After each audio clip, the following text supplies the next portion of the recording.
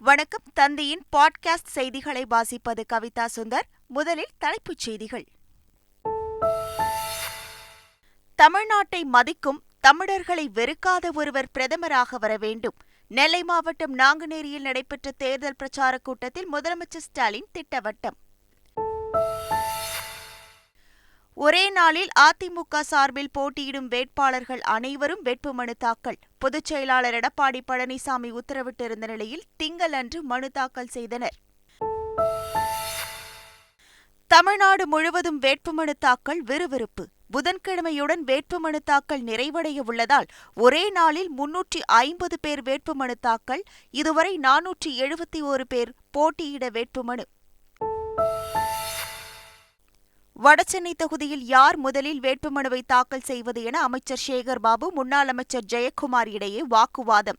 தேர்தல் அலுவலகத்திற்கு வெளியே தொண்டர்கள் முழக்கமிட்டதால் பரபரப்பு. நீலகிரியில் அதிமுக மற்றும் பாஜகவினர் வேட்புமனு தாக்கல் செய்ய ஊர்வலமாக வந்தபோது திடீர் மோதல்.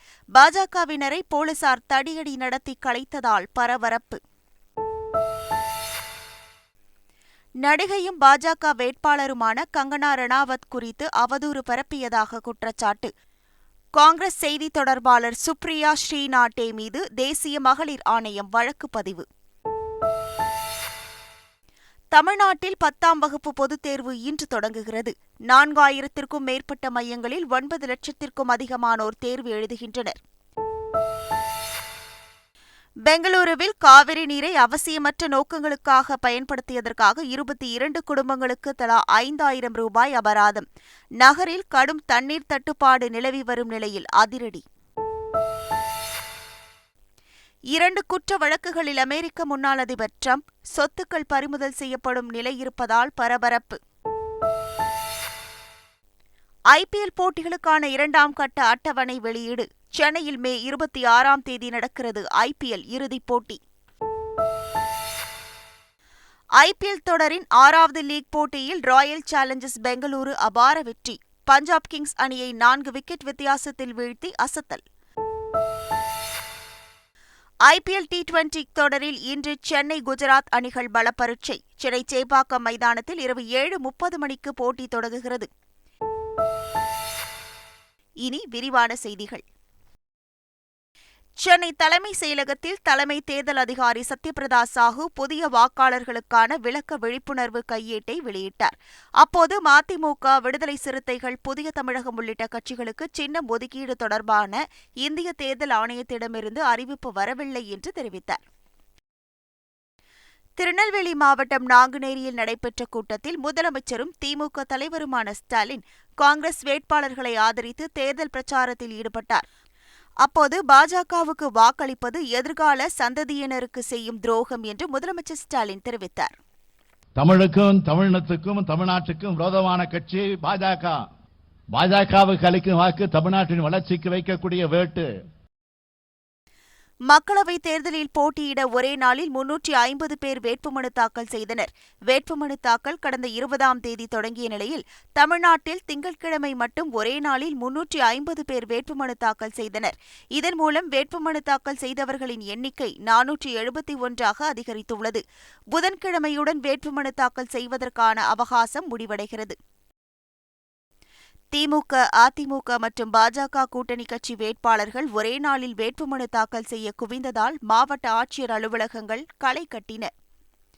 தென்சென்னை தொகுதியில் பாஜக வேட்பாளர் தமிழிசை சவுந்தரராஜனும் திமுக வேட்பாளர் தமிழச்சி தங்கபாண்டியனும் கட்டி அணைத்து வாழ்த்துக்களை பரிமாறிக்கொண்டனர். இதனைத் தொடர்ந்து வெள்ள பாதிப்பின் போது மக்களை வந்து சந்தித்தவர்கள் யார் என்பதை மக்கள் உணர்வார்கள் என்று தமிழச்சி தங்கபாண்டியன் தெரிவித்தார். தென்சென்னை வெள்ளத்தின் போது யார் உடன் இருந்தார்கள் என்பதை இந்த தொகுதி மக்கள் மிக நன்றாக அறிவார்கள். யார் உடன் இருந்தார்கள், யார் எட்டிக்கூட பார்க்கவில்லை, யார் இப்பொழுது 1க்கு 10 தடவை பறந்து வருகிறார்கள் என்பதையெல்லாம் மக்கள் பார்த்துக் கொண்டிருக்கிறார்கள். அவர்கள் நல்ல தீர்ப்பு வழங்குவார்கள். தோல்வி பெறுவதில் அதிமுக, திமுக இடையே போட்டி நிலவுவதாக தமிழிசை சவுந்தரராஜன் விமர்சித்தார். தோல்வி அடைவதில் 2 பேருக்கு போட்டி. நான் வெற்றி பெற்றுட்டேன், அப்புறம் எங்க போட்டி அவங்களுக்கு? அதனால தோல்வியில் 2 பேருக்கு போட்டி, வெற்றியில் நான் மட்டும்தான். நான் ஒரிஜினல் தமிழச்சி, பேரும் தமிழிசை தான். அதுல மாற்று பெயர் கொண்டு தமிழச்சியா மாறினது இல்லை. விருதுநகர் தொகுதியில் போட்டியிடும் பாஜக வேட்பாளர் நடிகை ராதிகா சரத்குமார், தேமுதிக வேட்பாளர் விஜய பிரபாகரன் ஆகியோர் வேட்புமனு தாக்கலின் போது பரஸ்பரம் கைகுலுக்கி வாழ்த்து தெரிவித்துக் கொண்டனர். ஸ்ரீபெரும்புதூரில் டி.ஆர். பாலு, நெல்லையில் நயினார் நாகேந்திரன், தருமபுரியில் பாமக வேட்பாளர் சௌமியா அன்புமணி உள்ளிட்ட முக்கிய வேட்பாளர்களும் வேட்புமனுவை தாக்கல் செய்தனர். தருமபுரியில் காவிரி உபரி நீர் திட்டத்தை செயல்படுத்துவேன் என சௌமியா அன்புமணி உறுதியளித்துள்ளார். தர்மபுரியிலயும் பெண்ணாகரத்திலயும் நான் போகாத இடமே இல்லை. எல்லாரையும் எனக்கு தெரியும். முதலாவதாக காவிரி தர்மபுரி உபரி நீர் திட்டம், அதை செயல்படுத்துவதுதான் என்னுடைய முதல் குறிக்கோள். திருச்சியில் வேட்புமனுவை தாக்கல் செய்த மதிமுக வேட்பாளர் துரை வைகோ, திமுக கூட்டணி கட்சிகளுக்கு சின்னம் ஒதுக்க தேர்தல் ஆணையம் தாமதம் செய்து வருவதாக குற்றம் சாட்டினார். எங்களுக்கு விடுதலை சிறுத்தைகள் இயக்கத்துக்கு எங்களுக்கு முறையான ஒரு இது கொடுக்கல. எங்களை விட்டுருங்க, நீங்க நாம் தமிழர் இருக்கிறாங்க, நியாயப்படி அவங்களுக்கு உண்டான சின்னத்தை அவங்க கொடுத்துருக்கணும். அது மிகப்பெரிய ஒரு ஜனநாயக படுகொலை நான் சொல்லுவேன். நான் ராமநாதபுரம் தொகுதியில் முன்னாள் முதலமைச்சர் ஓ பன்னீர்செல்வம் வேட்புமனு தாக்கல் செய்தார். அதிமுக தொண்டர்களின் ஆதரவுடன் வெற்றி பெறுவேன் என அவர் நம்பிக்கை தெரிவித்தார். பொதுமக்களும் அனைத்து இந்திய அண்ணா முன்னேற்ற கழகத்தில் பல பிரிவுகளில் இருக்கின்ற என் அருமை தொண்டர்களும் நியாயமாக எனக்கு வாக்களிப்பதற்காக காத்துக் கொண்டிருக்கிறார். தேர்தல் முடிவு உங்களுக்கு. நீலகிரியில் அதிமுக மற்றும் பாஜகவினர் இடையே மோதல் ஏற்பட்டதால் போலீசார் தடியடி நடத்தினர். பாஜக வேட்பாளர் எல் முருகனும் அதிமுக வேட்பாளரான லோகேஷ் தமிழ்ச்செல்வனும் வேட்புமனு தாக்கல் செய்தனர். இதற்காக இரு தரப்பினரும் ஊர்வலமாக வந்தபோது மோதல் ஏற்படும் சூழல் ஏற்பட்டதால் பாஜகவினர் மீது காவல்துறையினர் லேசான தடியடி நடத்தினர். இந்த நிலையில் தேர்தல் நடத்தும் அதிகாரிகள் நடுநிலையோடு இருக்க வேண்டும் என்று பாஜக மாநில தலைவர் அண்ணாமலை வலியுறுத்தியுள்ளார்.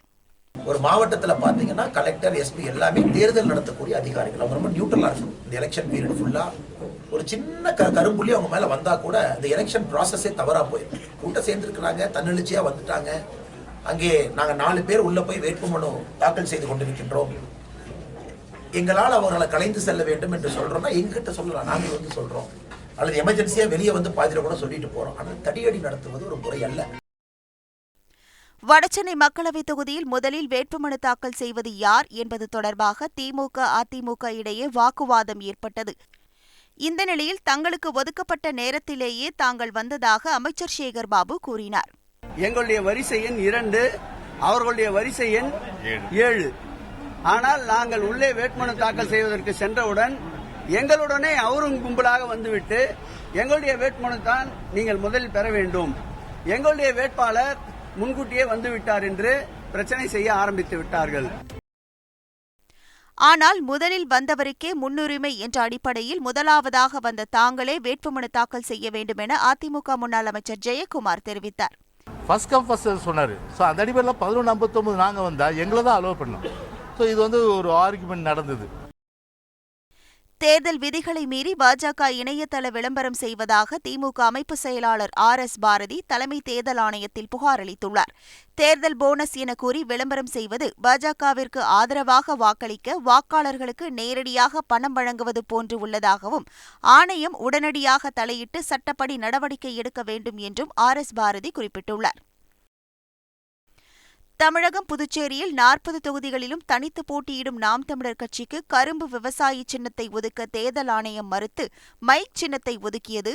இந்த நிலையில் படகு அல்லது பாய்மர படகு சின்னத்தை நாம் தமிழர் கட்சிக்கு ஒதுக்கும்படி சீமான் கோரிக்கை விடுத்துள்ளார். இதுகுறித்து இன்று தேர்தல் ஆணையம் முடிவு செய்யவுள்ளதாக தகவல் வெளியாகியுள்ளது.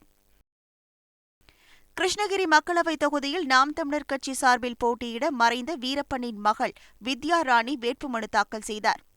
வேட்புமனுவை மேலதாளங்கள் முழங்க ஊர்வலமாக எடுத்து வந்து தேர்தல் நடத்தும் அதிகாரியான மாவட்ட ஆட்சியரிடம் வழங்கினார். அப்போது தன் தந்தை மீது ஆணையிட்டு உறுதிமொழியும் ஏற்றுக்கொண்டார். வீரப்பன் என்னும் நான் மக்களவையில் உள்ள இடம் ஒன்றை நிரப்புவதற்கு வேட்பாளராக நியமிக்கப்பட்டுள்ளதால் சட்ட விதிகளுக்கிணங்க நிறுவப்பட்டுள்ள இந்திய அரசியலமைப்பின் பால் உண்மையான நம்பிக்கையும் கட்டுப்பாடும் கொண்டிருப்பேன் என்றும் மீது சூளுரைத்து மற்றும் என் தந்தையின் மீது சூளுரைத்து உறுதி கூறுகிறேன், உளமாறு உறுதி கூறுகிறேன். இமாச்சல் பிரதேச மாநிலம் மண்டி மக்களவை தொகுதியில் பாஜக வேட்பாளராக பாலிவுட் நடிகை கங்கனா ரணாவத் போட்டியிடும் நிலையில் சுப்ரியாவின் இன்ஸ்டாகிராம் பக்கத்தில் சர்ச்சைக்குரிய கருத்து பதிவிடப்பட்டது.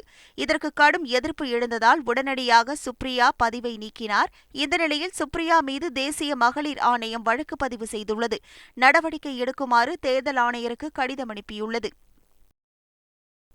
குடிநீர் தட்டுப்பாட்டில் தவித்து வரும் பெங்களூருவில் தண்ணீரை வீணாக்கியதாக 22 குடும்பங்களுக்கு அபராதம் விதிக்கப்பட்டுள்ளது.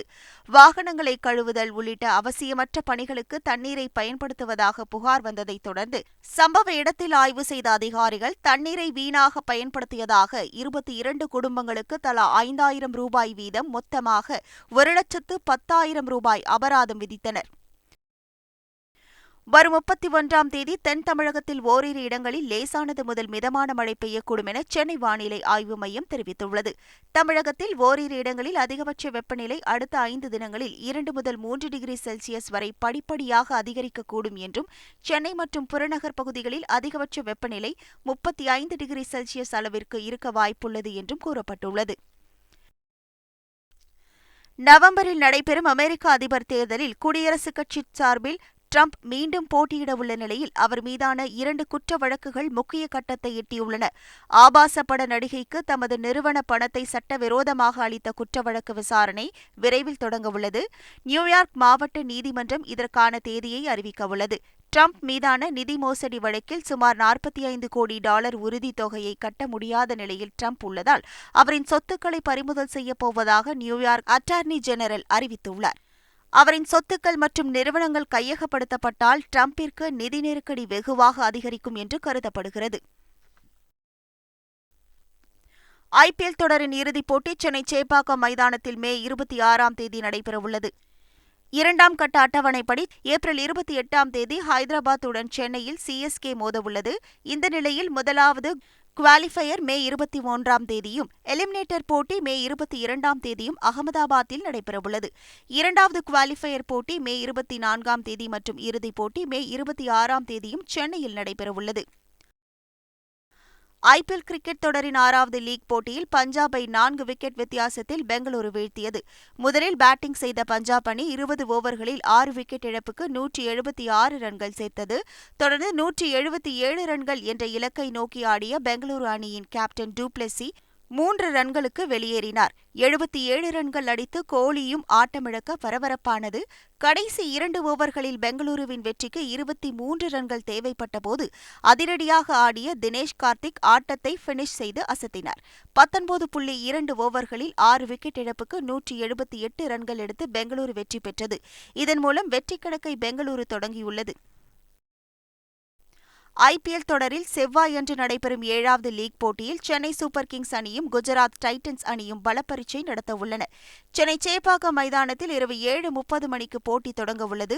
இரு அணிகளும் முதல் போட்டியில் வெற்றி பெற்றிருக்கும் நிலையில் 2வது வெற்றியை பெறப்போவது யார் என்ற எதிர்பார்ப்பு எழுந்துள்ளது. நடப்பு சீசனில் சேப்பாக்கத்தில் நடைபெறும் 2வது போட்டி இது என்பதால் சென்னை ரசிகர்கள் மிகுந்த எதிர்பார்ப்பில் உள்ளனர். மீண்டும் தலைப்புச் செய்திகள். தமிழ்நாட்டை மதிக்கும், தமிழர்களை வெறுக்காத ஒருவர் பிரதமராக வர வேண்டும். நெல்லை மாவட்டம் நாங்குநேரியில் நடைபெற்ற தேர்தல் பிரச்சாரக் கூட்டத்தில் முதலமைச்சர் ஸ்டாலின் திட்டவட்டம். ஒரே நாளில் அதிமுக சார்பில் போட்டியிடும் வேட்பாளர்கள் அனைவரும் வேட்புமனு தாக்கல். பொதுச் செயலாளர் எடப்பாடி பழனிசாமி உத்தரவிட்டிருந்த நிலையில் திங்களன்று மனு தாக்கல் செய்தனர். தமிழ்நாடு முழுவதும் வேட்புமனு தாக்கல் விறுவிறுப்பு. புதன்கிழமையுடன் வேட்புமனு தாக்கல் நிறைவடைய உள்ளதால் ஒரே நாளில் 350 பேர் வேட்புமனு தாக்கல். இதுவரை 471 பேர் போட்டியிட வேட்புமனு. வடசென்னை தொகுதியில் யார் முதலில் வேட்புமனுவை தாக்கல் செய்வது என அமைச்சர் சேகர் பாபு, முன்னாள் அமைச்சர் ஜெயக்குமார் இடையே வாக்குவாதம்.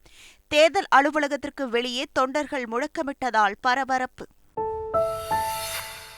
நீலகிரியில் அதிமுக மற்றும் பாஜகவினர் வேட்புமனு தாக்கல் செய்ய ஊர்வலமாக வந்தபோது திடீர் மோதல். பாஜகவினரை போலீசார் தடியடி நடத்தி கலைத்ததால் பரபரப்பு. நடிகையும் பாஜக வேட்பாளருமான கங்கனா ரணாவத் குறித்து அவதூறு பரப்பியதாக குற்றச்சாட்டு. காங்கிரஸ் செய்தி தொடர்பாளர் சுப்ரியா ஸ்ரீநாட்டே மீது தேசிய மகளிர் ஆணையம் வழக்கு பதிவு. தமிழ்நாட்டில் 10ஆம் வகுப்பு பொதுத் தேர்வு இன்று தொடங்குகிறது. 4000த்திற்கும் மேற்பட்ட மையங்களில் 9 லட்சத்திற்கும் அதிகமானோர் தேர்வு எழுதுகின்றனர். பெங்களூருவில் காவிரி நீரை அவசியமற்ற நோக்கங்களுக்காக பயன்படுத்தியதற்காக 22 குடும்பங்களுக்கு தலா 5000 ரூபாய் அபராதம். நகரில் கடும் தண்ணீர் தட்டுப்பாடு நிலவி வரும் நிலையில் அதிரடி. 2 குற்ற வழக்குகளில் அமெரிக்க முன்னாள் அதிபர் டிரம்ப் சொத்துக்கள் பறிமுதல் செய்யப்படும் நிலை இருப்பதால் பரபரப்பு.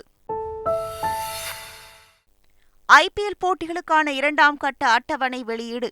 சென்னையில் மே 26ஆம் தேதி நடக்கிறது ஐபிஎல் இறுதிப் போட்டி. ஐபிஎல் தொடரின் 6வது லீக் போட்டியில் ராயல் சேலஞ்சர்ஸ் பெங்களூரு அபார வெற்றி. பஞ்சாப் கிங்ஸ் அணியை 4 விக்கெட் வித்தியாசத்தில் வீழ்த்தி அசத்தல். ஐபிஎல் T20 தொடரில் இன்று சென்னை குஜராத் அணிகள் பலப்பரீட்சை. சென்னை சேப்பாக்கம் மைதானத்தில் இரவு 7:30 மணிக்கு போட்டி தொடங்குகிறது. இத்துடன் தந்தையின் பாட்காஸ்ட் செய்திகள் நிறைவடைந்தன.